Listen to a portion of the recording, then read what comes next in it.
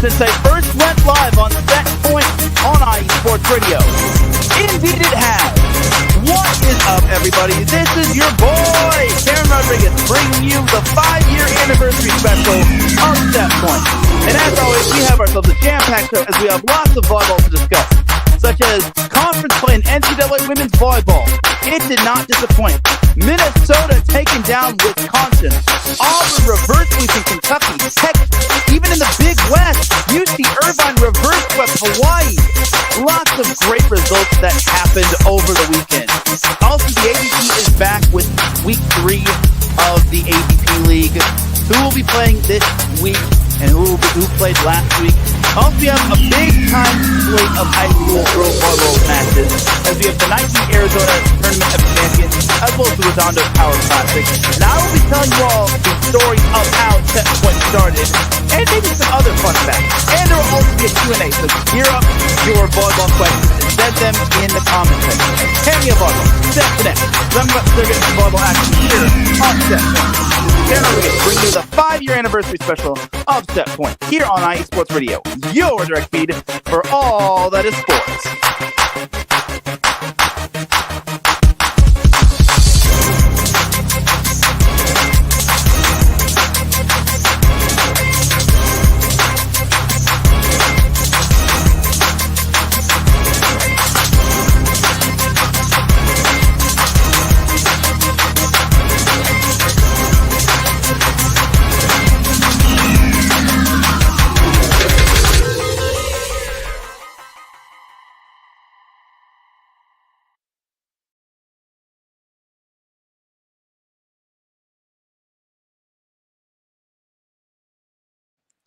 And welcome one, welcome all to another edition of Set Point. Thank you all for joining me on this beautiful Monday afternoon, Monday evening, Monday wherever you are listening from. Either way, you've made your way to episode 265 of Set Point. Without any further delay, let us begin. But first and foremost, Set Point would not be where it's at without IE Sports Radio providing the platform to go live on StreamYard. Please do follow IE Sports Radio on several different social media platforms such as X, Instagram, Facebook, and TikTok.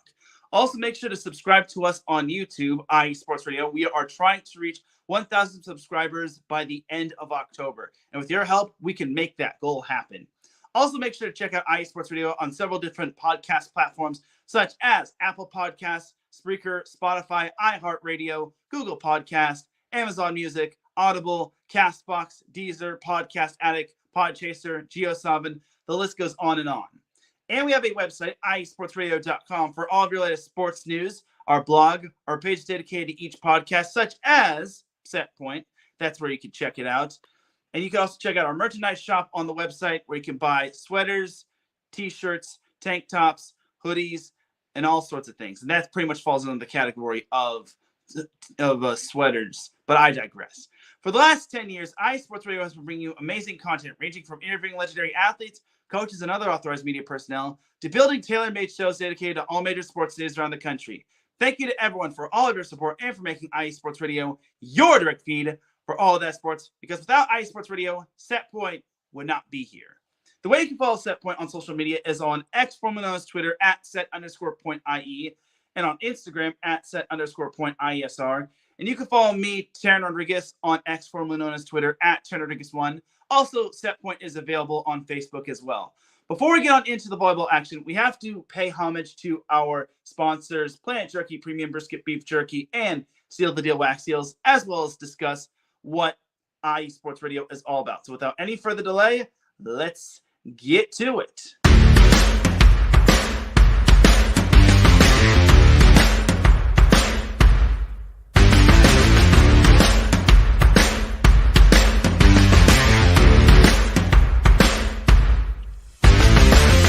IE Sports Radio fans, this show is brought to you by Planet Jerky Premium Brisket Beef Jerky. Planet Jerky is the official jerky of the 2022 California League champion Lake Elsinore Storm, Single-A affiliate of the San Diego Padres. This all-brisket jerky has gluten-free options, contains no MSG, no sodium nitrate, is low in sugar, and high in protein. Go to their website at planetjerky.net and follow them on Instagram @planetjerky. Planet Jerky, the jerky that's on a whole other planet.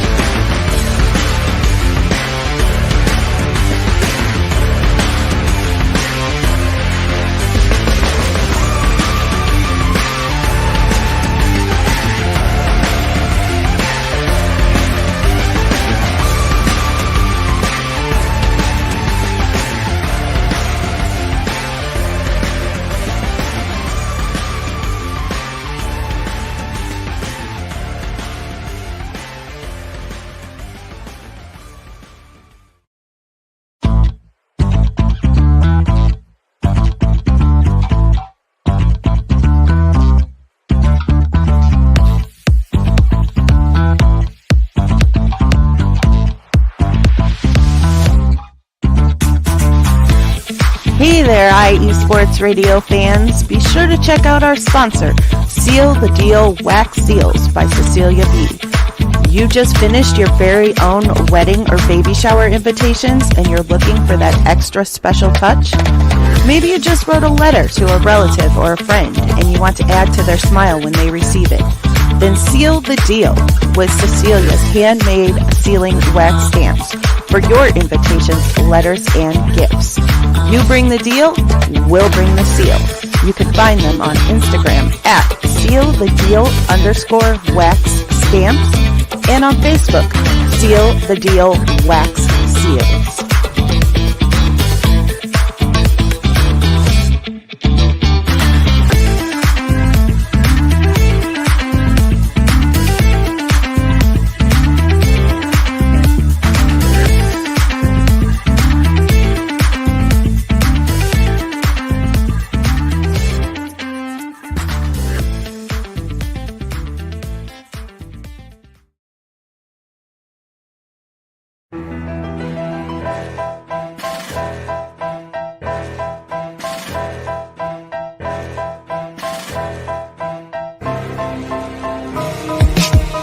For the last 10 years, IE Sports Radio has been bringing you amazing content ranging from interviewing legendary athletes, coaches, and other authorized media personnel to building tailor-made shows dedicated to all major sports cities around the country.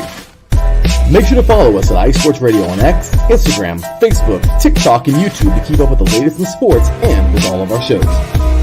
Also, make sure to check out our daily updated website at iesportsradio.com. At iesportsradio.com, you can see our daily show schedule and check out all of our show pages with personal bios to learn a little bit more about each of our awesome hosts. In addition to our show pages, you can catch the IE Sports Radio blog, Hall of Fame, Fans of the Month page, and our merchandise shop including t-shirts, tank tops, caps, long sleeves, hoodies, and more. For now over a decade here at IE Sports Radio, we've continued to be by the fans, for the fans, and we thank you all for your support and for making IE Sports Radio your direct feed for all that is sports.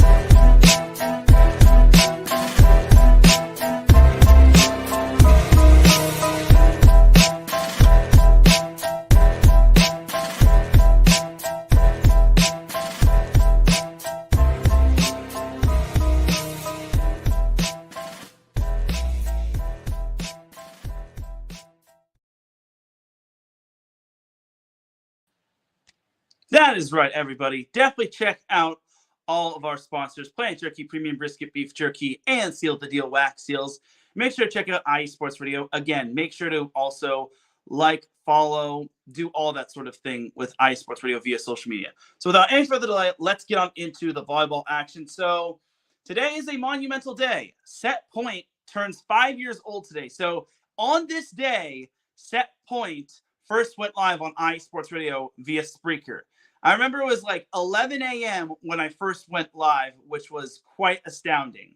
I sounded very rickety and nervous, and I promise you all, I will play you all a live clip of me first doing Set Point via Spreaker. It sounds so bad compared to now, but honestly, it feels like a true honor to basically talk about, or to basically go on here weekly to talk all things volleyball and help grow the game of volleyball. It really means a lot. And I'll be discussing how Set Point started out later on the show. Also, make sure to send your volleyball-related questions in the comment section if you're watching on YouTube or on X, formerly known as Twitter, and drop them in.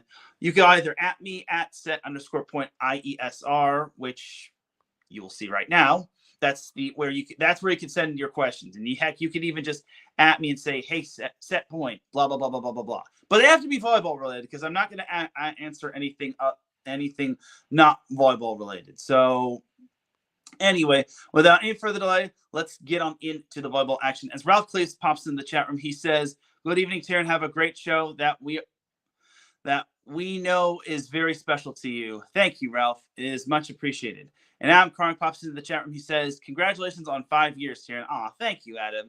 I definitely do appreciate being your Monday buddy. So thank you, Adam, for tuning in. You had a great show as well with a Chi-Town Weekly. So without any further delay, let's get on into the NCAA Women's Volleyball Week 5 recap. But once again, make sure to send your volleyball-related questions down below, and then I will read them at some point of the show. So NCAA Women's Volleyball Week 5 recap. So for this week, conference play began, which means it's starting to get real. Really, really, really real. So there weren't any notable matchups on Tuesday. Nothing out of the ordinary. I mean, San Jose State took down Fresno State in 4 sets, which they still remained undefeated. Spoiler alert, they actually stayed undefeated this entire week. So there you have it right there regarding San Jose State. Anyway, so Wednesday is where we had the big-time volleyball matches in terms of conference play. So first one was Penn State, number 4 Penn State playing number 10 Purdue at Purdue. And Penn State brought out the brooms and swept Purdue. I don't know what Penn State needed to prove, but they proved it. I was just in awe of how good Penn State played. But the big upset was number 16 Minnesota taking down number 7 Wisconsin in 5. Now that was a barn burner. And if there is one team no team wants to play in the NCAA tournament, it is Minnesota. That is a dangerous team. They play scrappy defense, and they just go for the ball like basically like wildfire. So I was just overall impressed with Minnesota's win. Now for Wisconsin, their season is nowhere near over, and I don't think we need to hit the panic button just yet. But I will say losing to Minnesota to start off conference play is a little concerning just because you still got Penn State that's still a ringer. You got Nebraska, which is I wouldn't say heavy favorite, but the favorite to win the Big Ten. Purdue is also going to be a contender. USC and UCLA could also be contenders. Well, mainly USC, but I digress. Oregon is still up there. But anyway, for Wisconsin, I wouldn't be overly concerned, but you kind of have to have a little discussion about them of why they just did not look good in this match. Why they have to go 5 on the road. Yes, it's tough to win at Minnesota. No, they shouldn't be dropping matches left to right because it only gets tougher in terms of the Big Ten. Then another notable matchup we had on Wednesday, we had Florida State taking down Miami in 5 sets. Number 18, Florida State taking down Miami in 5 sets. That was a nice win for the Noles. I definitely think Florida State is an under-the-radar team. Now, they're not as good as Stanford, Pitt, or Louisville, but they're a sneaky good team, and you got to underestimate them at your own peril, in my opinion. And then Tennessee outlasted Alabama in 5. Number 21, Tennessee outlasted Alabama in 5. I'm going to be talking a little about them later on. And then Baylor, number 19, Baylor handed Arizona its first loss in Big 12 conference play. That was a nice win for Baylor, just because Arizona was red hot, but Baylor kind of cooled them off. So that was a great win. And then Thursday, we had Florida outlasting Oklahoma in 5. This isn't going to be the last time I talk about Oklahoma this episode. BYU kind of wound up beating Colorado in 4, welcoming them to the Big 12 via fire. Nothing too notable. Northwestern beat Maryland for my buddy Adam Karnik. Patty Bax also pops in the chat room. She says, have a great show, Teran. Well, thank you, Patty. I appreciate that.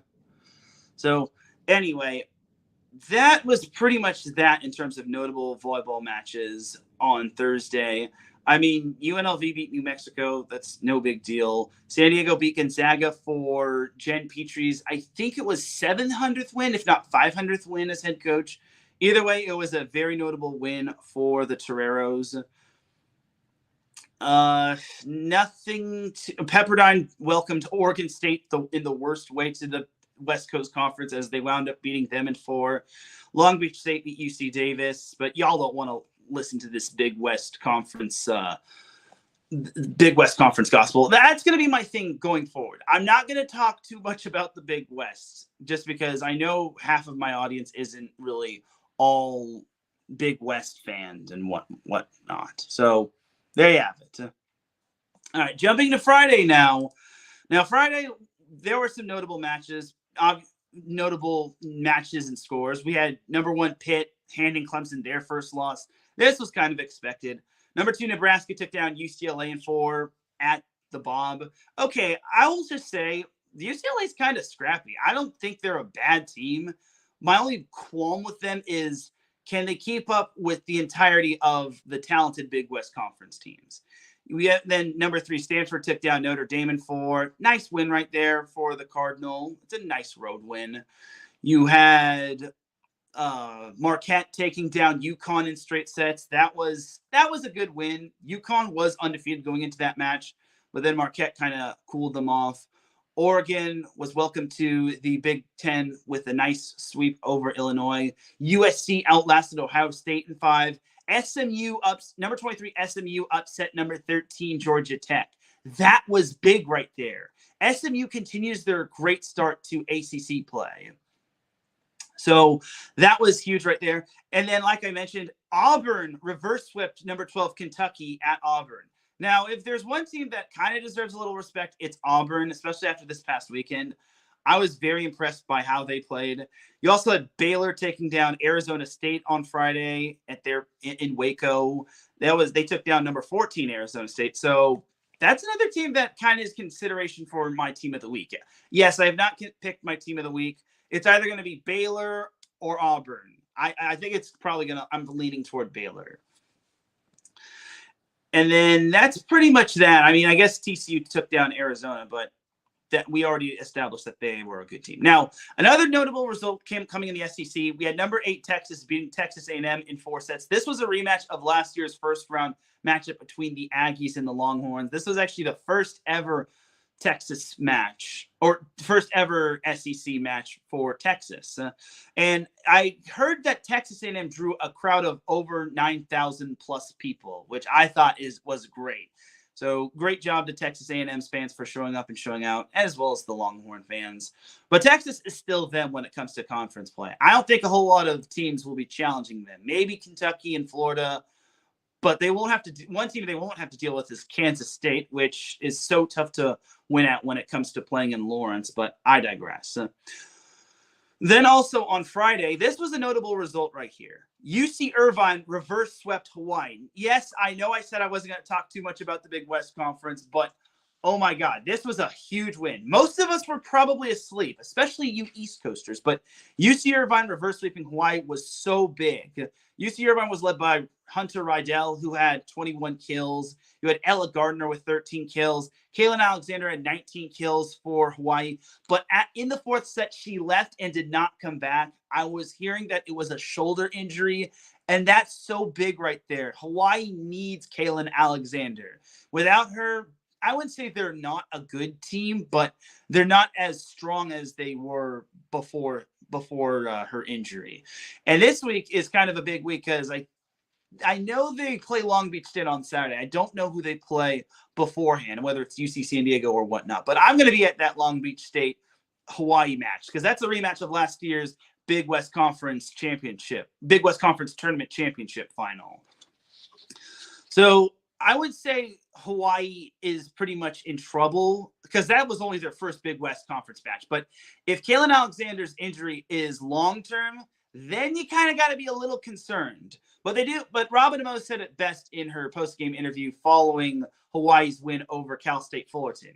They have other players that can step up, such as Stella Idayemi, who had 11 kills. You had Miliana Sylvester, who had 16 kills. And Hawaii didn't necessarily play bad. They had 78 digs to UC Irvine 61. They got blocked quite a bit, but they only had 1 service ace. That was my area of concern for Hawaii.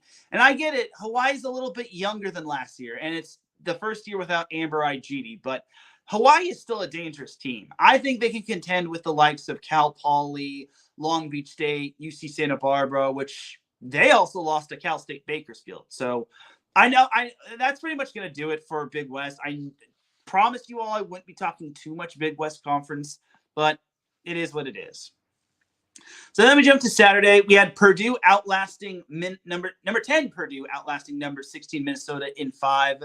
The Boilermakers had 16 service aces, which tied a team record in a single match. That was big right there. You also had Wisconsin getting their first Big Ten Conference win of the season, sweeping Northwestern. Oregon took down Indiana in 4. BYU swept Texas Tech. And that was pretty much that in terms of the notable ranked-on-ranked matches. Nothing too notable, in my opinion, other than Hawaii sweeping Cal State Fullerton on Saturday. But let me just tell you, that win is significant just because that was actually Hawaii's first sweep of the season. That was actually the first time they've swept an opponent this season.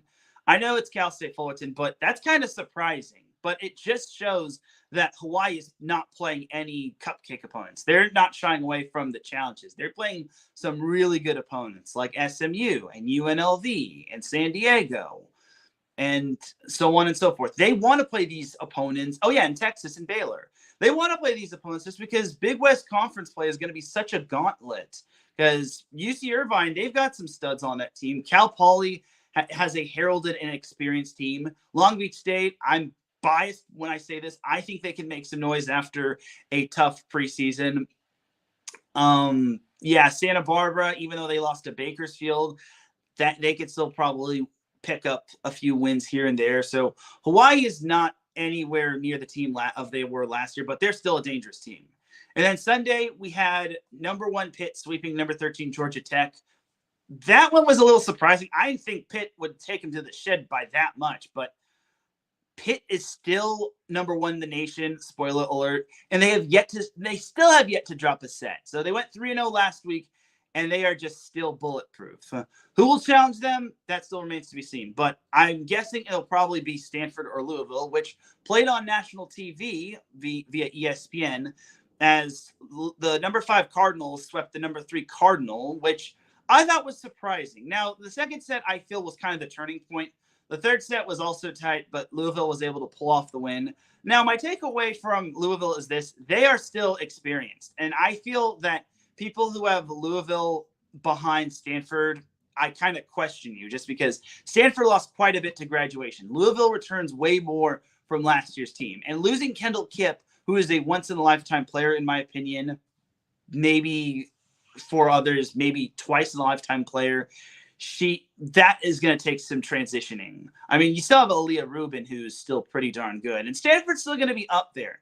However, Louisville, they just look like a much more heralded and experienced team. So I think Louisville really earned that victory. And playing at the KFC Center or wherever Louisville played their match against Stanford, I just feel that Louisville just had the edge against the Cardinal.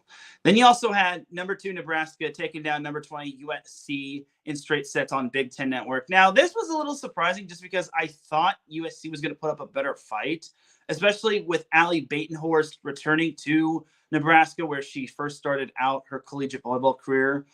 I expected a little better from SC, but those Huskers, they're built different when it comes to playing at the Bob. That's pretty much all I got to say with that. And then also on national TV, we had number 12 Kentucky taking down number 15 Florida in 4 sets. Now, this was kind of a big get-right game for Kentucky just because they lost to Auburn. If they started 0-2, I think we could have probably said au revoir to their SEC title hopes because they still have to play Texas. But Kentucky had a nice bounce-back win. Now, Florida, my thing for them is this. They're starting to get healthy at the right time. They got Alexis Stuckey back. Kennedy Martin is back. But my thing is, I think they might be still a little bit too, I wouldn't say young, but they're kind of still in the midst of trying to figure things out. They'll eventually figure things out, and that team is going to be dangerous. But for now, I think Kentucky still has the upper hand against them. You also had number 4 Penn State taking down Michigan State in 4 sets at Rec Hall. Creighton took down UConn. That was no surprise. Oklahoma, Boomer Sooner, taking down number 21 Tennessee in 4 sets. And I just got to say, Tennessee might be the most not so good ranked team I've ever seen. Like, losing to Wofford was one thing, but you lost to Oklahoma and you had to go 5 with Alabama. Yeesh. Goodness me, Tennessee. But that's not going to be that's not going to be it when it comes to Tennessee. Florida State swept Miami, sweeping the entire series. So this win against Miami was actually in Coral Gables, whereas the 5-set win was in Tallahassee. This is a good start to the ACC for Florida State. I really think that Florida State has some chops. Obviously, last year was a little bit of a disappointment just because they got ousted in round 1 by a talented TCU team led by Melanie Parra. But Florida State, in my opinion, they're still a very solid team. And then SMU capped off their undefeated week by sweeping Clemson. And like I said, SMU and Baylor are my 2 teams that I think really stood out. But I think I got to give the edge to Baylor just because Arizona was undefeated and Arizona State was ranked ahead of them. So team of the week is probably going to be Baylor. Anyway, that is pretty much going to do it. Texas also swept LSU in terms of the ranked-on-ranked matches. And Duke also beat Syracuse, even though I think Duke lost. So, yeah. All right, but that is that for the NCAA Women's Volleyball Week 5 recap. So looking ahead to the Teraflex AVCA Women's Volleyball Coaches Poll, top 5 still stay the same in terms of like the teams that are in there. Pitt is still number 1. Nebraska's number 2. Penn State jumped to 3. Louisville hopped over Stanford at 4. Stanford's down to 5. Creighton is at 6. Texas is at 7. Kansas is at 8. Wisconsin is at 9. And Purdue is at 10. Purdue should consider themselves fortunate that they're still in the top 10. I mean, yes, if they lost to Minnesota, they would have been out. End of the bench. You also have Oregon at 11, Minnesota at 12. Minnesota has really shown some chops, and they're going to continue to show chops in terms of Big Ten conference play. In Oregon, they haven't played anyone. They haven't beaten anyone too notable, but I think their big-time win is up on the horizon. Kentucky moved down to 13. Baylor's up to 14. Arizona State moved down to 15. Florida State, 16. You got SMU jumping all the way up to 17, which I think was impressive. Florida State was at 18. Georgia Tech, 19. BYU, 20. USC moved down to 21. 22 is TCU. 23, Dayton. 24, Auburn. And Washington finally enters that top 25. Washington, you have my respect. They look pretty good against Indiana and Illinois, but I know that schedule is going to get a little tough for them. They are only one of 4 undefeated teams. The other undefeated teams, Pitt, obviously. Then you got San Jose State, and then you got South Dakota State. So those are your 4 remaining undefeated teams. So that is that for the AVCA Teraflex Coaches Poll. SMU, I'm just going to say, they're looking really good and really scary. So keep an eye on the Mustangs. All right, but that is that for that Teraflex Coaches Poll. Anyway, looking at the matchups to watch for in terms of Week 6. So we are already transitioning to the month of October, which means get out your pumpkins, get out your flannel shirts. Week 6 is where it's at. So nothing too notable on. Oh, wait. What am I talking about? Nothing too notable today, but tomorrow we have a big time match. Marquette at Creighton. This matchup always seems to be a big barn burner. Creighton looks really good with Nora Sis and Ava Martin and Kendra Waite, but Marquette is hungry. They're hungry for a big time win. And this obviously is the matchup, which is basically between number 1 of the Big East and number 2 of the Big East, between Creighton and Marquette. Those 2 are always interchangeable when it comes to the Big East. And then Wednesday we have, doesn't look like there's anything too notable. BYU Arizona maybe could be a little notable. I think it's a sneaky good matchup. Utah Arizona State, that's another sneaky good matchup. Maybe Oklahoma Kentucky. They did beat Tennessee, but I'm not going to ride the highest too much on them. Thursday, Oregon Ohio State. This isn't football, but Oregon at Ohio State maybe can be a sneaky good matchup. Ohio State kind of had a tough weekend with losing to UCLA and USC. But that's that for Thursday's matchups. Friday, you have number 11 Oregon at number 3 Penn State. That's going to be the barn burner. There it is. Hello, Hannah. That's going to be a very good one. BYU at Arizona State. That's going to be another fun one. Minnesota at UCLA. That could be a fun one right there. Maybe UCLA can catch Minnesota, even though Minnesota they went 5 with Wisconsin and wound up winning. And then they went 5 with Purdue and unfortunately wound up losing. So we'll see what happens. We'll see. Michigan's USC. I know this isn't football, but maybe Michigan can give USC a little bit of a scare. They did survive against Rutgers of all teams, and they needed a reverse sweep at home to beat Rutgers. So we'll see.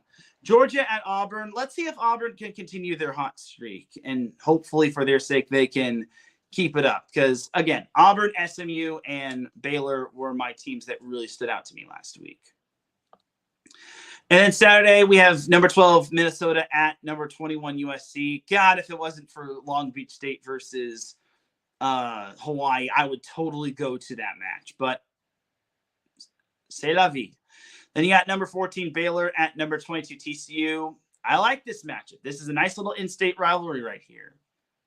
And then, like I mentioned, Hawaii at Long Beach State. That's going to be a fun matchup. Let's see if Hawaii can win 2 or 3 in a row. And let's see if they can still beat Long Beach State at Long Beach State. That's going to be a fun one right there, and I can't wait to attend it. And then Sunday, we have number 19 Georgia Tech at number 4 Louisville. Pretty sure Louisville will probably win, but you never know with Georgia Tech. Georgia Tech is a pretty darn good team. You never want to underestimate them. And then here comes the real big test for Washington. They play at number 9 Wisconsin. So it's the battle of the UWs. Washington versus Wisconsin.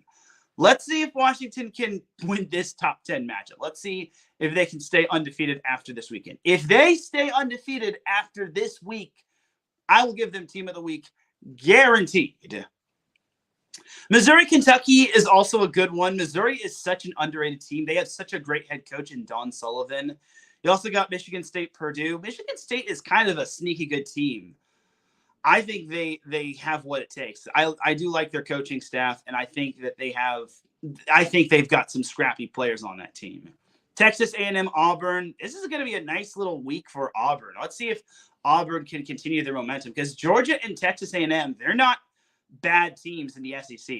They just get forgotten about just because they're not ranked. So that's another matchup to watch for right there. And that is pretty much going to do it for the Week 6 preview. I know I had to kind of speed through that, but we're already 33 minutes in. We're going to take ourselves a quick little commercial break. When we come back, we've got some NCAA or high school girls volleyball to discuss, and then we've got some AVP to discuss. And make sure you send your volleyball-related questions in. I definitely want to read them. So keep it locked here. You are listening to Set Point here on IE Sports Radio, your direct feed for all that is sports. We'll be right back after this. Sports fans, do you like teams that are tough, cities that are tougher, and fan bases that are passionate about their teams? How about teams that are historic and stadiums that are iconic? Then you belong in Chicago, and you need to check out Chi-Town Weekly. Join me, Adam Kernan, every week as we keep up with all things Chicago sports. Bears, Bulls, Blackhawks, Cubs, White Sox. We'll cover them all, plus more. The Windy City is always buzzing, and we'll keep you up on all the big games and major stories. So tune in to Chi-Town Weekly every week right here on IE Sports Radio, your direct feed for all that is sports.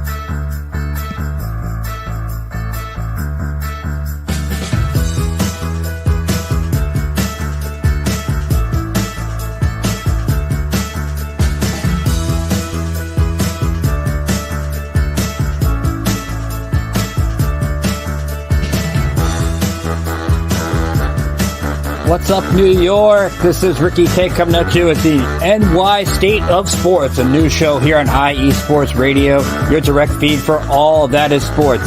Listen to me every Thursday afternoon as we bring you the latest takes on the Yankees, Mets, Jets, Giants, Knicks, Nets, Rangers, Devils, and Islanders. Plus, you get some college hoops and what's the local sports events going on in the area. It's a state that never sleeps, so why not get the opinions and sports takes that never sleep? Again, every Thursday, 2 p.m. to the NY State of Sports. We'll see you then.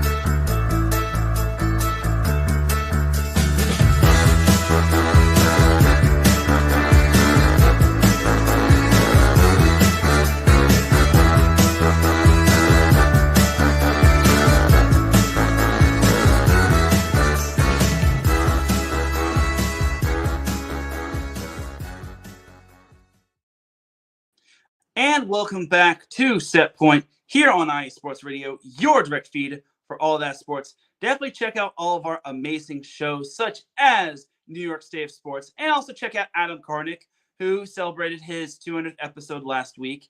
He also goes live every Monday at 5 p.m. Pacific time. Fun fact, Set Point actually used to go live at 5 p.m. on Mondays. It actually shuffled around quite a bit. It used to be 11 a.m. and then it moved to 5 p.m. and then it moved to Tuesdays and then moved back to Mondays at 5 p.m. And then Adam one day said, "Teran, may I have the 5 p.m. slot and then you can go after me?" It's like, all right, fine. So that's a little Snapple fun fact about Set Point. So now without any further delay, let's get on into some AVP. So, yeah, I'm sorry to all the NCAA volleyball fans out there, but it's time to talk some AVP. So week 3 is in the books in terms of the AVP League. I know I said week 3 is on the horizon, but week 3 is in the books. So week 3 took place in San Diego at the Viejas Arena, which is where San Diego State plays its matches in terms of like basketball and volleyball. And also, it's the home of the San Diego Mojo. So last Saturday, we had the New York Nitro taking on the San Diego Smash on the women's side of things. The Nitro took down the Smash in straight sets, 15-12 and 15-11. Then on the men's side, the Nitro stayed undefeated with a thrilling 3-set win, winning 15-13, 12-15, or 12-15 and 15-11. And then you also had the Dallas Dream taking down the Miami Mayhem in a thrilling 3-set match, 13-15, 15-9, and 15-10. And then that was the men's side of things. On the women's side of things, the Dream took down the Mayhem in a barn burner of a 3-set match, 15-12, 12-15, and 18-16. Remember, these AVP League matches go up to 15 points, not 21 points for all the sets. And that was Saturday's matches right there. Sunday's matches, you had the New York Nitro taking down the Dallas Dream in straight sets, 25-11 or 15-11 and 15-8. And then the Dallas Dream handed the New York Nitro their first loss of the season, taking down the Nitro 15-11 and 17-15. That's a big win right there for the Dream, as both teams finished 3-1.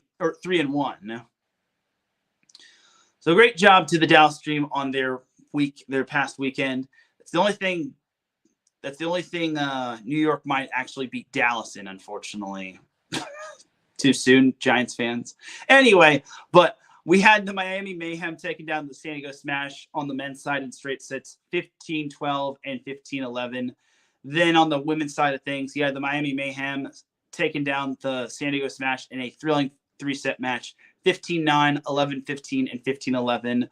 So that is pretty much that for week 3 of the AVP League. So looking at the standings in terms of the leaderboard, we have the New York Nitro still in first place. They have 7 wins and 1 loss, while the Dallas Dream and the Miami Mayhem are tied for second at 5-3. And then the San Diego Smash, they're 2-6. But they're the only team, they as well as the other teams that I just mentioned, they're the only teams that have played 8 matches. The Austin Aces, Brooklyn Blaze, LA Launch, and Palm Beach Passion have only played 4 matches. So now let's jump on into week 4 of the AVP League, which will be taking place in Austin. So this will take place at the HEB Center at Cedar Park. So the Brooklyn Blaze will start things off against the LA Launch on the women's side. That will be on Saturday. And then following that will be the men's match between the Blaze and the Lunch. Then you have the Austin Aces taking on the Palm Beach Passion. I'm really hoping the Palm Beach Passion gets some dubs this week, just because Avery Drost, a former Set Point guest who was on the 200th episode of Set Point, he will be playing for the Palm Beach Passion. So I am rooting for the Palm Beach Passion, especially my boy Avery Drost. So, but first, the female match up between, it's the Aces and the Passion will first be playing on the men's side. Then the women's side of things will be playing after that. So that's Saturday's match. That's this Saturday. Then Sunday, you have the LA Launch taking on the Palm Beach Passion on the women's side. And then the men's match will follow. And then closing off the final two matches, we have the Brooklyn Blaze taking on the Austin Aces on the men's side. And then the women's side will follow up. So there you have it right there in terms of the AVP. As Larry B pops into the chat room, he says, happy 5 years, brother. Hey, thank you, Larry. Larry B, this man right here, he is responsible for making Set Point happen. But a little later, I'll be discussing that. But thank you, Larry B, for popping into the chat room. I really do appreciate it. So that's that for the AVP. Again, I'm really hoping the Palm Beach Passion gets some wins just because my boy Avery Drost is playing. He and Phil Dalhouser make a great team. So I really hope that they're able to get the job done. So that is that for the AVP side of things. So jumping over to the high school side of things, there weren't too many notable matchups in terms of like big wins. I mean, Mater Dei took down Santa Margarita in 4 sets at Santa Margarita. The Eagles won the first set, and then the Monarchs wound up winning the next 3. So Mater Dei continues to flex its muscle. But the first set, it kind of looked like the Monarchs had a Durango Fall Classic hangover, which is natural for teams. But the Monarchs still are on one. As some notable high school matchups to watch for this week are J. Sarah at Santa Margarita. I did not update this. Oh gosh. But I will other than that, Mater Dei J. Sarah will be playing this week. That's on Tuesday, and you also got Redondo Union hosting Los Alamitos, which I'll be there. That's going to be a Tuesday match. That's going to be a fun matchup. That's actually a matchup between 2 nationally ranked teams. Yes, they're toward the bottom of the top 25, but honestly, Redondo Union, Los Alamitos, that's going to be such a fun matchup, and it's a non-league matchup, but I can see both these teams in the CIF Southern Section Division II side of things. So I would not be surprised if that one went 5. I think that's going to be a very fun matchup. This is such a big week for Los Alamitos because if I recall correctly, the Redondo Power Classic is this weekend. So, man, that's such a gauntlet for Los Alamitos because they've got Redondo Union on Tuesday, which is tomorrow as of this recording. They've got Marina, which is also a pretty solid team, the day after.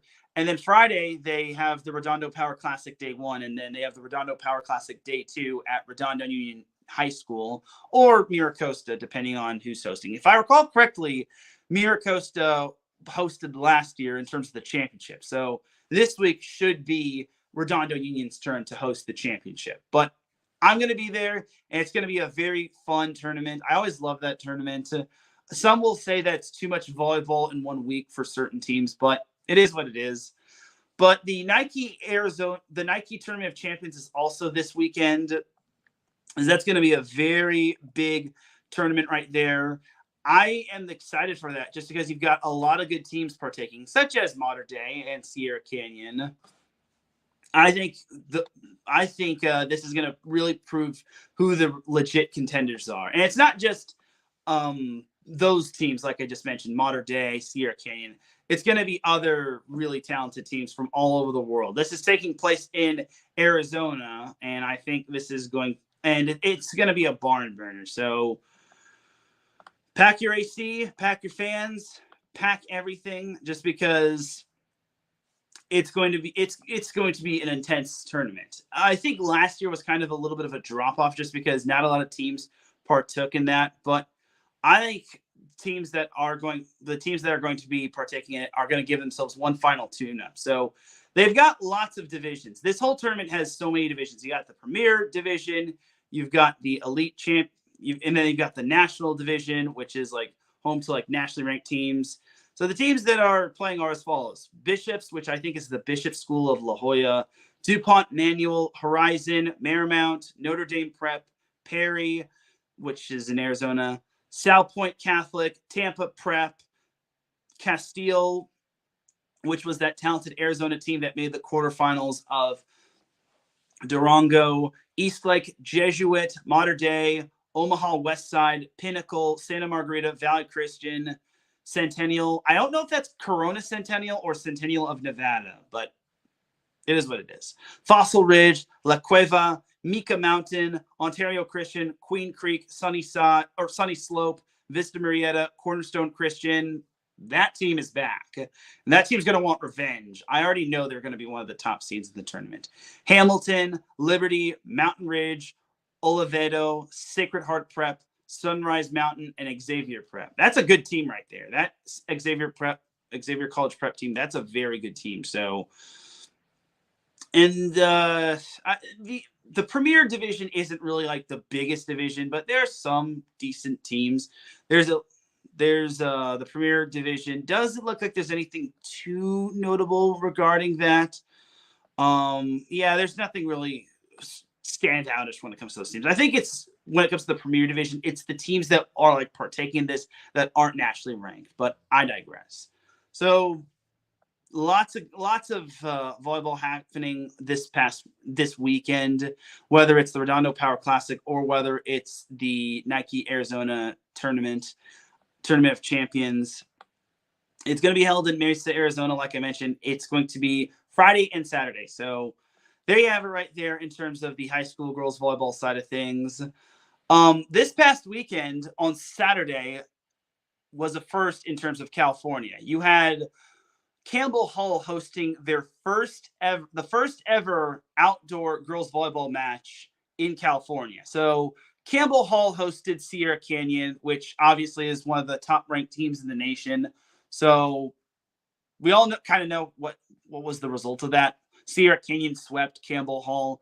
But I think this was also Campbell Hall's homecoming. Now, I really want to go to this match, but honestly, it just didn't really look. It's nothing against Campbell Hall. I would have totally gone to this match, but it's all the way up in LA, and would I really want to go just to see Sierra Canyon like lay down the wood? Again, nothing personal against Campbell Hall. Like, this was so great that they were able to do that on their homecoming. But would it be worth me making the trip down there from Newport Beach? Probably not. Maybe if it was like national, like it was nationally ranked, if Campbell Hall was like nationally ranked, like maybe like top 25 in the state, I would go there. But again, it's no disrespect to Campbell Hall. This was great on their behalf to host an event like that on their homecoming. I just think that we all kind of knew that Sierra Canyon was going to win that one. So, but great to see the game of volleyball evolving, and great to see an event like that. Y'all got to thank Nebraska and Omaha in terms of volleyball day, volleyball day from last year on August 31st. So keep up the trend. We need to see more California teams do that, especially you college teams. Why can't we have an outdoor volleyball match between USC and UCLA at the Coliseum? Just why? I digress, though. Maybe in men's volleyball we can make that happen. Maybe have that at the Rose Bowl. I know Long Beach State can't really do that because they don't really have like a football stadium, but I digress. Anyway, but that's going to do it for the high school volleyball scene right there. We're going to take ourselves one last commercial break. When we come back, I got to play y'all the first ever episode of Set Point in terms of the introduction. And then I'll also talk about the story of how Set Point came to be and give y'all some Snapple fun facts about Set Point. And then I'll send you all on your way. Keep it locked here. You are listening to Set Point here on IE Sports Radio, your direct feed for all that sports. We'll be right back after this.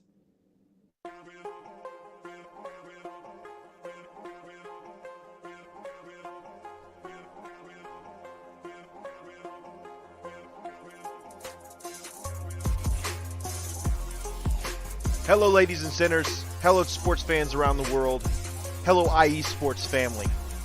This is Cal Henderson, the host of IE Vegas, the Sin City Sports Show, presented by IE Sports Radio.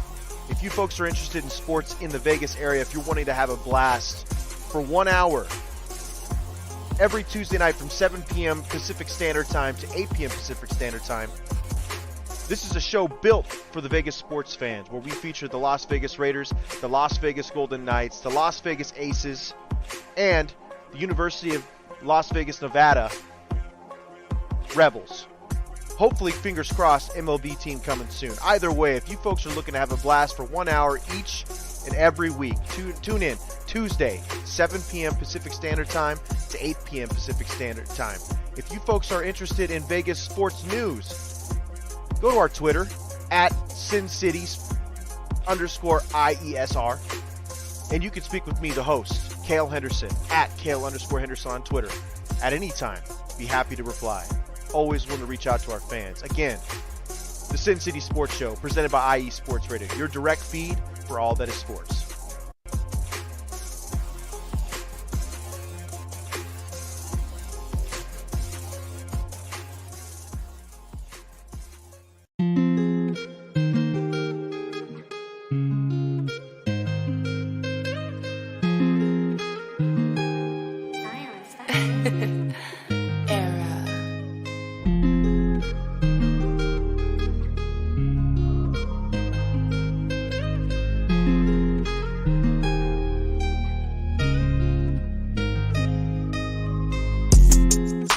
Good, everyone. It's Drewski, the host of Heart of Texas Sports on IE Sports Radio, your direct feed for all that is sports. On this station, we cover everything in the Dallas-Fort Worth, Texas area. From where we cover the Dallas Cowboys, the Dallas Stars, Dallas Mavericks, Dallas Wings, Texas Rangers, TCU, SMU, we cover it all right here every Wednesdays from 9 to 10 p.m. Central Time. Make sure you stay live with me on the Heart of Texas Sports on IE Sports Radio, your direct feed for all that is sports.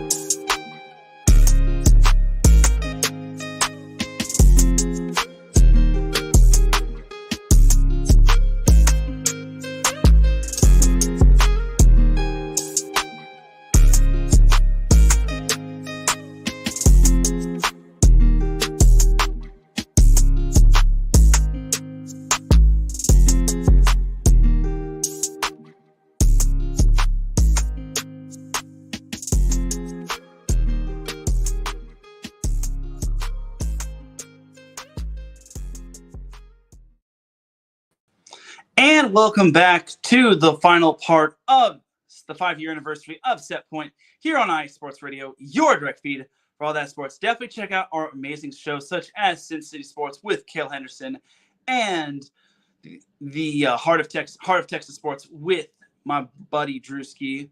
All right, with all that said and done, let's get on into the final part. So for those that haven't dropped your volleyball-related questions, definitely do so in the comment section on X or here on YouTube. So I'm going to read off a few questions, at least some that are noteworthy. So Adam Karnick asked, how would you rank volleyball video games, and why is Dead or Alive Volleyball number 1? Adam!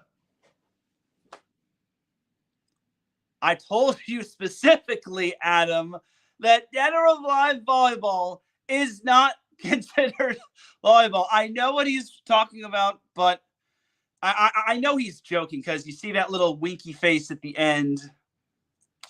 Adam, you're such a joker. But he says a serious question. Who do you see as the next great U.S. beach volleyball duo? My man, Adam, that is the greatest question I've ever heard. Now, he didn't mention men's or women's, but in terms of the U.S., on the women's side of things, probably Sarah Hughes and Kelly Chang. They obviously have been doing great things ever since their USC days. They've also made it all the way to the quarterfinals of the Olympic Games from Paris. So I think the best is yet to come. But you also got to include Teran Rodriguez and Kristen Nuss right there. Teran Rodriguez and Kristen Nuss it was such a bummer that they lost the first round, but that first round matchup between Melissa Jimena Paredes and Brandy Wilkerson was such a matchup nightmare for them. So I see Teran Rodriguez and Kristen Nuss and Sarah Hughes and Kelly Ching on the women's side. No, on the men's side, I want to say Taylor Sander and Taylor Crabb are going to rise to the ranks. Now, it all depends on if Taylor Crabb wants to play Olympic volleyball. Because if I recall correctly, I think he was an Olympian back in the Tokyo Olympics. It was either him or Trevor. But either way, I think Team Taylor, I've been saying this before, and I'll say it again. Team Taylor, a.k.a. Taylor Sander and Taylor Crabb, will definitely be playing in the Los Angeles Olympics in 2028. I really want to see that happen. And I hope that their bodies can hold up, and I hope that they stay injury-free and whatnot. So, yeah, that's what I gotta. That would probably be my answer. But you also gotta love Miles Evans and Chase. Or I'm sorry, not Miles Evans and Chase Bunger. I mean, they could probably be up there, but Miles Partain and his partner, Andy Benish. Miles Partain and Andy Benish on the men's side, they also are showing chops. And they're only in their early 20s. They will be back on that big stage sooner rather than later. So I got to say Andy Benish and Miles Partain. I'm definitely looking forward to what those two have in store for us. But I also definitely want to include the Taylors, Taylor Sander and Taylor Crabb, and then also Miles Evans and Chase Budinger. So those are so that's to answer on the men's side of things. But thank you, Adam, for that question. I really do appreciate that. I know Adam is a big beach volleyball fan, so salute to you. At least you didn't ask me who's gonna represent the great state of Illinois when it comes to the NCAA tournament or whatnot. But thank you, Adam, for your question. So yeah, that's kind of the only notable question that I have here when it comes to my Q&A bag.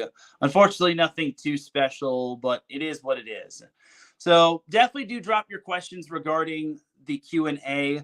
I will definitely read it off, and it better be a good one. I want to see a good one. So again, make sure you send your volleyball related questions for the Q&A. But now it is time to go over how Set Point came to be. And yeah, it is story time with Teran. So I'll just leave this up there and then just tell you all how Set Point came to be. So Set Point, my boy Larry B, he's kind of the mastermind and one of the seeds that helped Set Point come what it was. And oh god, not the glitch thing, but actually on that note, yeah, for those that don't know, I actually use StreamYard on my phone when it comes to Set Point. So unfortunately, I don't really use a laptop like mostly everyone does on this station. So before I continue on with Set Point, I think before I get into the whole how Set Point came to be, I think it's time to hear a little bit of what I used to sound like before on episode 1 of Set Point. So I couldn't really download a video of me doing the episode. It is archived on YouTube, but here it is. My laptop is cranked up to maximum volume, and here is the introduction of episode 1 of Set Point. Prepare yourselves. This might get a little ugly.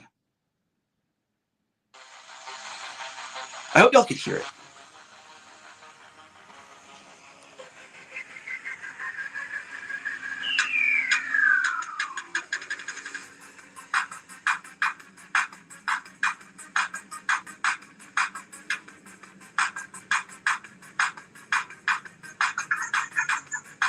What is up, everybody?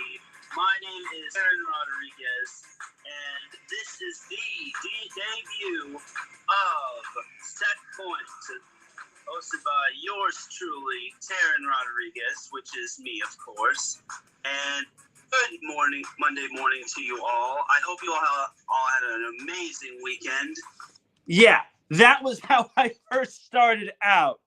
So, those are some dark days of Set Point.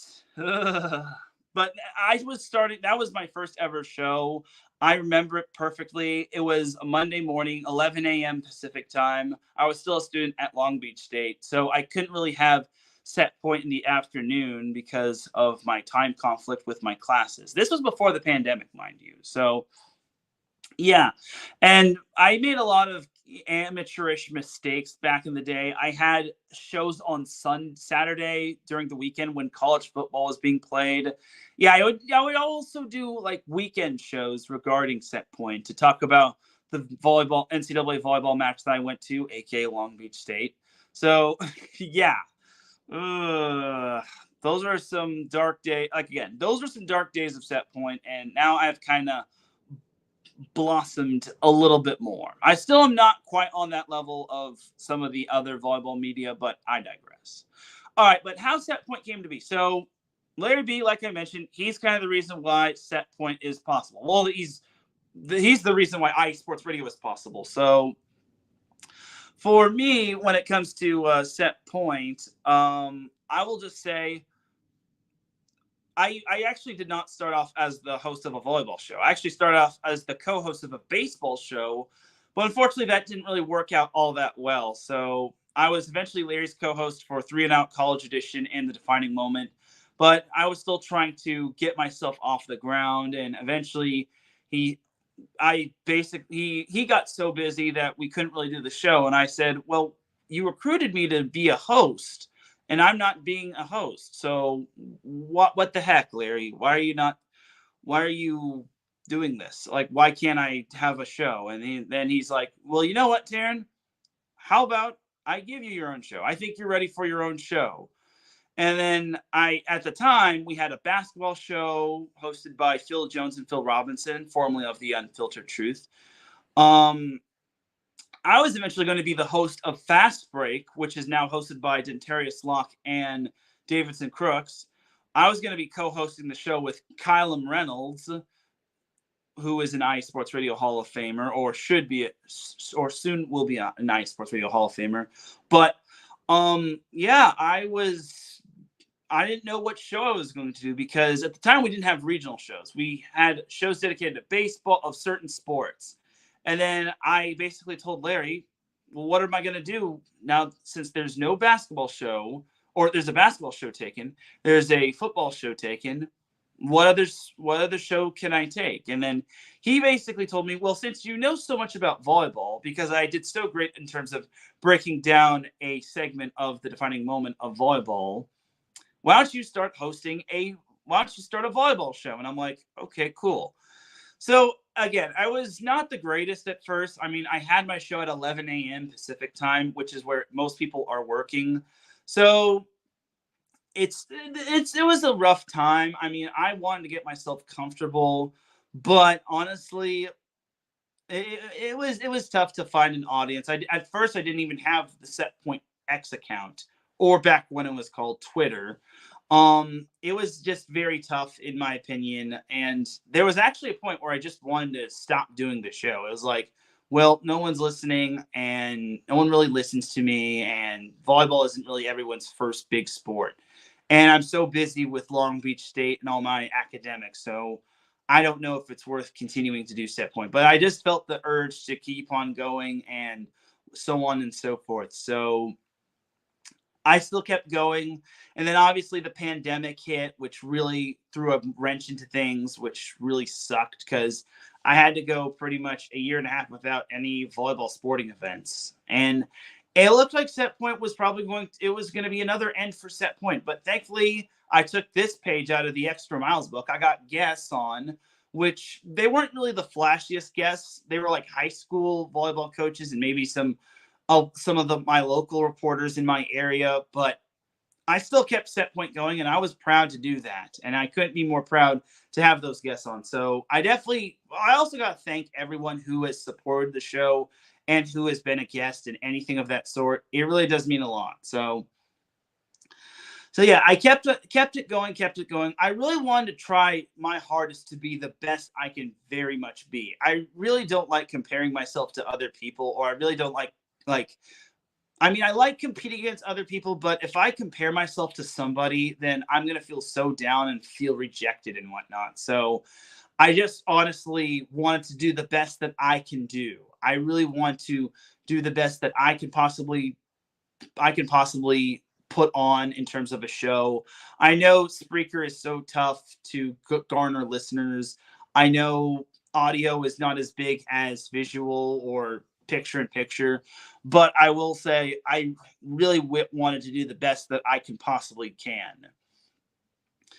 And so on and so forth. Now, episode 100 was a special milestone. I was foolish enough to have 3 guests, but it was still the pandemic or post-pandemic, kind of post-pandemic, semi-post-pandemic. Either way, episode 100 was such a big moment for me. Episode 200 was such another big moment for me. And I will, to this day, I will never have another show longer than 90 minutes. I will never, ever, ever, ever have a show longer than 90 minutes unless I really feel the need to, or I have like multiple guests. But even so, I probably will just keep the show at no more than 90 minutes. Because one time when I did a show, when I did a 3 and Out College Edition with Larry, we went like 90 minutes and he was like, "We've entered set point status." It's like, oh, har, buddy. But that was a good joke by Larry, so I'm not going to knock him for that one. But yeah, doing set point on StreamYard has also really changed my perspective on everything. I can't have a long show just because I don't want people to like get bored and whatnot. So I really just feel the need that Patty says, "You do you." Well, thank you, Patty. But I just feel that 90 minutes at best is at most is probably when people stop like tuning in and whatnot. Like people don't listen to podcasts for an hour on end, but I digress. So where set point has taken me, it's taken me lots of places. It took me to the NCAA Men's Volleyball National Championship. Got to thank Long Beach State and the NCAA for giving set point a credential and whatnot and making me part of that. It's taken me to lots of great championship events, such as the CIF Southern Section Finals. Also the MPSF Men's Volleyball Tournament Final. That was big. The Big West Conference Men's and Women's Volleyball Championships. That was also a notable feature for set point to be part of. I thought it was really awesome. It's taken me a lot of places, and I've built a lot of great relationships, whether it's like with Long Beach State, UC Irvine, Concordia Irvine, USC. That's my big goal, to go to more USC matches, because I get it. UC Irvine and Long Beach State aren't everyone's number one choices in terms of volleyball, unless it's men's volleyball. But I will try to like cover more of that. And I remember last collegiate volleyball season on the men's side of things, I went to Vanguard matches, which they're going to be part of the NCAA Division 1 and 2 or 1-2. Either way, they're going to be part of NCAA Men's Volleyball Division 1. They're going to be in the MPSF. So expect more matches right there and then, which I think is going to be very awesome. So my big goals for Set Point, as some of you all know, I want to like get a sponsorship with Set Point and to make it big, and to also make sure I don't work at the grocery store anymore. That is something I can't really avoid. But fun fact about Set Point almost had a sponsor. So I was unaware of this, but there was actually someone that wanted to have an interview. There was a volleyball shoe company that actually wanted an interview with me. They wanted me to conduct the interview, and I was ecstatic when Larry told me the news. They said A-Volley, which is a specific volleyball shoe company, they want to do an interview with me. They wanted me to interview their president on Spreaker. And I was like, oh my God, this could be the big break that Set Point gets. Unfortunately, A-Volley never got back to me, and it really dampened my spirits. And they just kind of, I wouldn't say it brought me down, but it kind of got my hopes up only for me to just sulk. And also, that's not the only thing that kind of brought me down, but losing out on A-Volley really broke my heart, because I was so ready for this. I was ready to put my best foot forward, but they never got back to me, and that's probably the indicator that they didn't want to do the interview with me. And whenever I see A-Volley, it kind of makes me sad. It just makes me I wouldn't say it brings me down, but whenever I see A-Volley, it just kind of brings back those bad memories. But I'm trying my hardest to not let that bring me down. There's going to be more opportunities with Set Point and how it could probably get a sponsor. So there's that. So there was that right there. That's kind of your little Snapple fun fact. But honestly, I'm doing whatever I can to try to keep Set Point on the map, try to make it as big as other volleyball shows and podcasts, such as the Volleyball State podcast, which is a podcast dedicated to Nebraska volleyball, hosted by Lincoln Arneal, who is a reporter for a sports writer for Volleyball Magazine who covers Nebraska volleyball, as well as another show I kind of want this show to be as big as is Six Rotations with former Set Point guest Daniel Gilman, who his co-host is Mick Haley, which I admit I'm envious that I don't have a co-host, but I do admit the fact that I'm doing this all by myself and we're already 265 episodes in and I've been on the air for 5 years is still pretty impressive. So again, I'm hoping Set Point really takes me far. And like I've mentioned on my personal accounts, like I mentioned on social media, I hope Set Point becomes my ticket to getting that big break in the sports media world. And I really want to be as big as like some of the other sports volleyball media stars like Michaela Chester, Emily Eamon, just to name a couple right there. So yeah, I'm not trying to say I'm envious, but I'm also just trying to say I want to be as big as those people, or I don't want to be the next such and such. I want to be the first Teran Rodriguez in the volleyball world. And me talking all things volleyball is super big right there. So yeah, I other than all the hardships where I've been knocked down, where I've basically, felt down about myself thinking, oh, I don't think Set Point's going to be as big as anybody. Because in case you're listening to this live, if you're listening to this live, I envy you.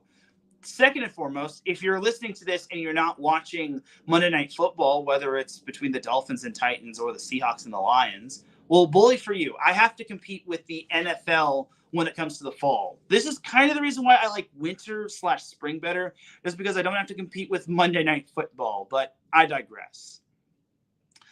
But another notable place that I went to in terms of like Set Point was the First Point Collegiate Challenge. And I knew a little about the First Point Challenge. I knew a little about First Point, but the fact that I was a member of the media, even though they didn't give me a media pass, just kidding. The fact that I was still able to like interview the coaches and whatnot, it was still awesome. And maybe I will be back for the First Point Collegiate Challenge in 2025. It all depends on if my brother is willing to let me, keep me at his apartment and whatnot, but we'll see. Anyway, but yeah, I've made a lot of countless friends like John Speraw, Jeff Nygaard, Alan Knipe I kind of knew before I did Set Point, but Kevin Birch I also kind of knew before Set Point. I also got to cover Orange Coast College's undefeated season when they wound up going 20-0 and winning the school's 100th state championship, which I thought was awesome. I also was part of the NVA in terms of like sports writing and talking about them. I'm really hoping the NVA gets everything figured out and they're able to basically get back on track. I can't really go over the full-on details when it comes to that, but I'm hoping Nick England pulls through. If not, I might have to step in and maybe get the NVA back on track, but I digress. But anyway, yeah, I've had lots of small stints, but I want to have big stints. I want to have big time stints, have like big time partnerships, and maybe get a sponsor, knock on wood. And again, hopefully Set Point will be my ticket to success, and hopefully everyone will know that Set Point is the one-stop shop for everything volleyball, not just in NCAA women's volleyball, but NCAA men's volleyball, NCAA beach volleyball, high school volleyball, professional volleyball, whether it's the AVP or the PVF, Pro Volleyball Federation, or LOVB, and so on and so forth. So I'm hoping Set Point continues to grow as much as it can. Anyone who's been part of the show, anyone who I've interviewed after a match, whether it's a coach or a player, anyone who's tuned in like now, anyone who has been part of the Set Point journey, I really do appreciate you. You really mean a lot to me. Gotta give you hearts. There's those hearts on screen. It really does mean a lot that you continue to support Set Point. And from the bottom of my heart, I thank you for everything. So Unfortunately, no one has dropped their questions, which makes me sad just because my Q&A is kind of – it seems like whenever I want to do a Q&A, I get no questions, which makes me very sad. But it is what it is, and I'll live. At least Adam was nice enough to send me a question, which I thought was a good question, volleyball related. But before I get on out of here, there was actually some volleyball news that happened this past weekend, as this happened on Friday, I want to say, if not Saturday, where John Speraw actually stepped down from his position at UCLA's men's volleyball coaching position. So, in addition, John Speraw says he's done with volleyball. He's not done with volleyball, done coaching volleyball. So, John Speraw, yeah, he stepped down from being the national team head coach as well as being the UCLA men's volleyball coach. And this was such big news to me just because John Speraw is such a paragon in the men's volleyball world. But yeah, he is departing from UCLA and from probably the U.S. men's national volleyball team. And this was such big news to me. I was very surprised. And he actually made an Instagram post that kind of touched my heart a little. But I'm trying to actually search this as we speak. But this was such big news, and I was very surprised that he decided to call it a career. But honestly, it is what it is. And sometimes it's very taxing, especially since you're basically, if you're John Speraw, if you know John Speraw's schedule, it's so crammed. If you have time to get him on a podcast or interview him, then you are one special person. So yeah, it was surprising news to say the least, and I will definitely miss seeing John Speraw as the head coach, but he actually has taken on a bigger role as he's obviously a father, but he said this past Wednesday, so this was on Wednesday, this past Wednesday marked the end of my 22-year head coaching career. Described this week as an emotional one is a significant understatement. I feel truly honored to have been chosen to lead USA into the 2028 Olympics era. The opportunity to continue giving back to the sport has meant so much to me and my family, and that is something I am deeply grateful for. So basically, I'm paraphrasing, by the way. So he said it was a great run when it came to his coaching career, but he is onward to a new journey. So he is basically moving on, and he's going to be the vice president of when it comes to USA Volleyball. It's some sort of big volleyball position when it comes to USA Volleyball, as he'll be replacing Jamie Gordon, who is now the head president of USA Water Polo. So he's going to be the CEO and president of USA Volleyball. So that's a big position right there. I highly doubt he can fit coaching the U.S. men's national team in his schedule, as well as coaching UCLA. And he's got 2 daughters as well. So yeah, John Speraw is now going to take on a new journey, and I can't wait to see what he can do. And he's going to need it. He's going to need to, he's also the chairman of the board when it comes to First Point Volleyball. So he has a lot on his dish. So John Speraw, former Set Point guest John Speraw, thank you for everything that you did in terms of coaching. I enjoyed interviewing you after UCLA matches. I wish I could have interviewed you regarding USA Volleyball. I don't know. I highly doubt he's going to continue coaching the U.S. men's national team. If he's going to be the CEO and president of USA Volleyball, I don't think he's going to have any time for that. So I'm interested to see who his replacement's going to be, whether it's going to be Coach Taitano with his son, Brandon Taitano, if he's going to be the new head coach, or if there's going to be a national search to replace him. Some are saying that Alan Knipe and Jeff Nygaard might be the head coach. Nygaard maybe. Alan Knipe I don't see, just because he bleeds Long Beach State black and gold. Nygaard is a possibility. I'm not going to try to put words in people's mouths, but remember, Jeff Nygaard is a UCLA alum, so you got to take that into consideration as well. But I digress. But anyway, that was big news right there. That was huge news on Wednesday, and I am going to miss seeing John Speraw, the coach. But I look forward to seeing John Speraw, the CEO and president of USA Volleyball. And I hope to see him at the First Point Collegiate Challenge. And I'm sure he will, because dude lives and breathes for the First Point Collegiate Challenge. And I'm sure I'll see him again at like other USA volleyball events or UCLA volleyball events, but he's just going to be so busy when it comes to his 2 daughters and his family altogether, and basically USA Volleyball as the CEO and president and whatnot. So there you go.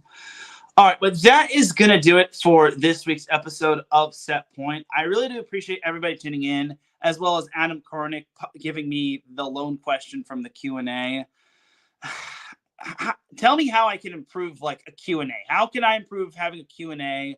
And if anyone else wants to be a guest on Set Point, do let me know. But I really do appreciate everybody tuning in. Thank you to Patty. She said, great journey. I appreciate you.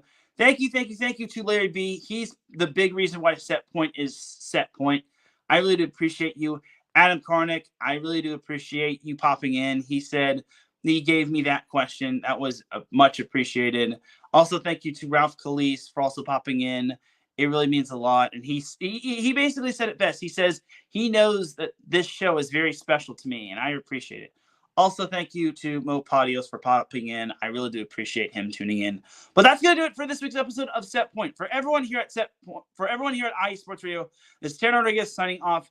Have a great rest of the evening. Enjoy the volleyball action. Again, thank you, everyone, for all of your support when it comes to Set Point, whether you've been a guest, whether you've been a supporter, a super fan, or just someone that is looking forward to tuning in to everybody. Thank you to all the volleyball fans for making this show what it is and being the fuel that keeps me going.